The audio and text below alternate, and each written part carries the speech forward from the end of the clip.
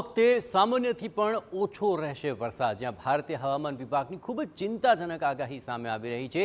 દેશમાં જૂન મહિનામાં સામાન્યથી ઓછા વરસાદની આઈએમડીએ આગાહી કરી છે। જૂન મહિનામાં પણ અનેક રાજ્યોમાં હીટવેવની અસર વર્તાશે। આ ઉપરાંત ચોમાસા પર અલ નીનોની અસર જૂનમાં વર્તાશે।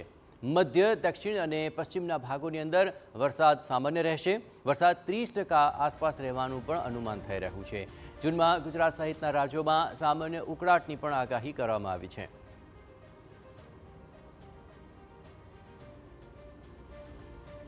દેશમાં ચોમાસાના આગમનની અંદર વિલંબ છે। જ્યાં 26 મેના રોજ ચોમાસું કેરળમાં પ્રવેશવાની આગાહી હતી। 5 દિવસથી કેરળથી 35 કિલોમીટર દૂર ચોમાસું અટક્યું હતું। હવે 3જી કે 4થી જૂનના રોજ ચોમાસાના આગમનની શક્યતા જોવાઈ રહી છે।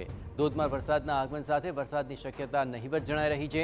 ભારતીય હવામાન વિભાગે અગાઉ આગાહી કરી હતી કે 26 મેના રોજ ચોમાસું કેરળમાં દસ્તક દઈ શકે છે। આમ તો ચોમાસું 1 જૂનના રોજ કેરળમાં આગમન થતું હોય છે, પરંતુ આ વખતે તે 5 દિવસ વહેલું આવે તેવી શક્યતા હતી, પરંતુ હવામાન વિભાગની આ આગાહી ખોટી પડી છે।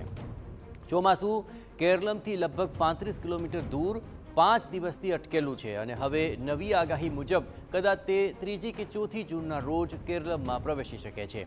જોકે હવામાન વિભાગની એ આગાહી ચિંતાજનક છે કે કેરળમાં પ્રવેશ બાદ પણ દેશના વિવિધ વિસ્તારોમાં ચોમાસું નબળી ગતિએ જ આગળ વધશે। આ વખતે ચોમાસું નબળું શા માટે પડ્યું તેના કારણો પણ ઘણા જ મહત્વપૂર્ણ જણાઈ રહ્યા છે।